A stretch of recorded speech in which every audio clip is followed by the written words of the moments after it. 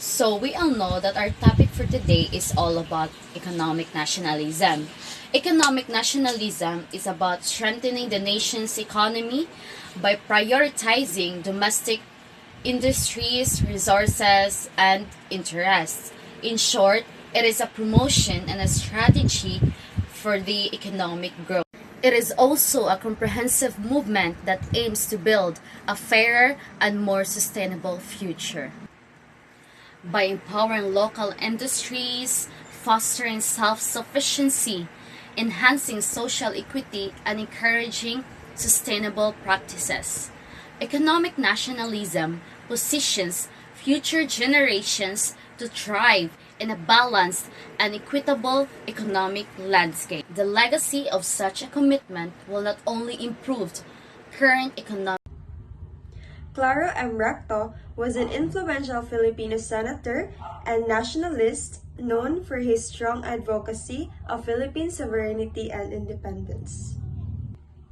He was particularly famous for his opposition to the continued presence of American military bases here in the Philippines and for his role in the promotion of the Filipino language. Recto was also a key figure in the Philippine independence movement, and he held various positions throughout his political career, including serving as a senator for several terms.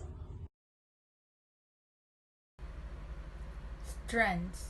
Amidst rising global uncertainty and inflationary pressures, tend to emphasize industrialization, enhances the self-sufficiency and political autonomy of the country.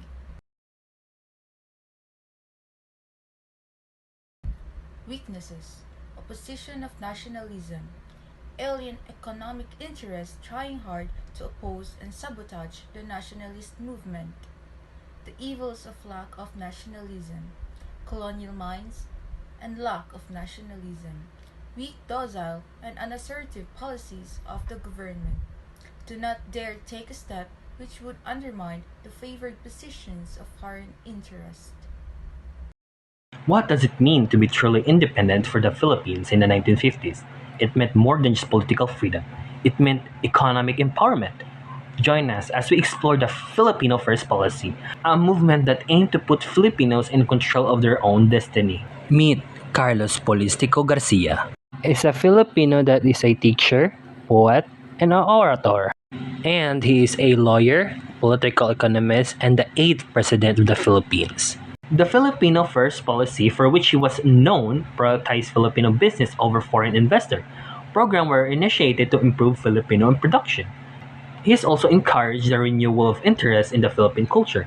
Under this policy, Filipino-owned businesses were prioritized over foreign counterparts, and the patronizing of Filipino-made products by Filipino was promoted.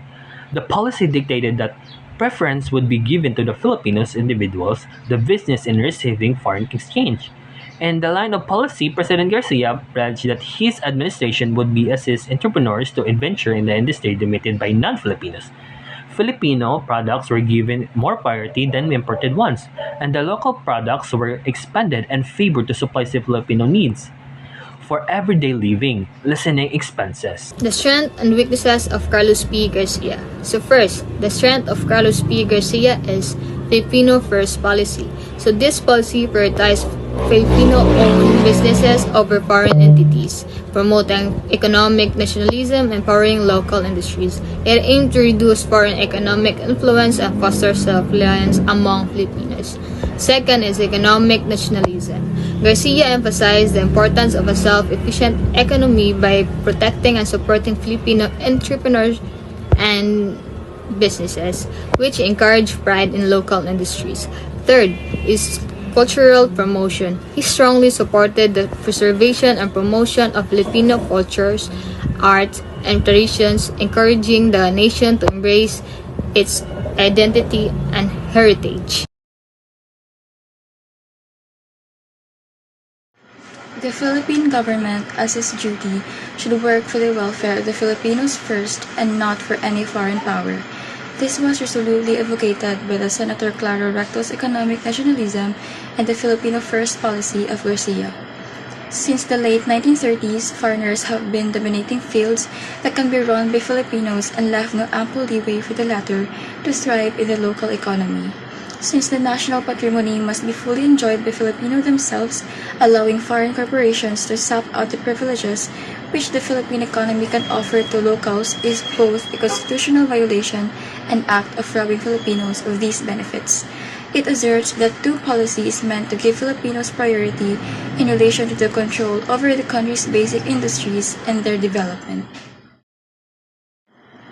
Filipino First policy aimed to promote a competitive advantage in trade, while economic nationalism aimed to ensure that Filipinos have control over the production and management of the country's resources. Economic nationalism sought to establish a country's sovereignty through industrialism, whereas President Garcia's policy sought only to improve the country's commercial standing. So that's the end of our report. I hope that you guys learned something about it. I thanks Mom Sammy for giving us a chance to extend our deadline on this project, and I hope that you will like this, Mom. On behalf of my group mates, thank you so much and have a good day.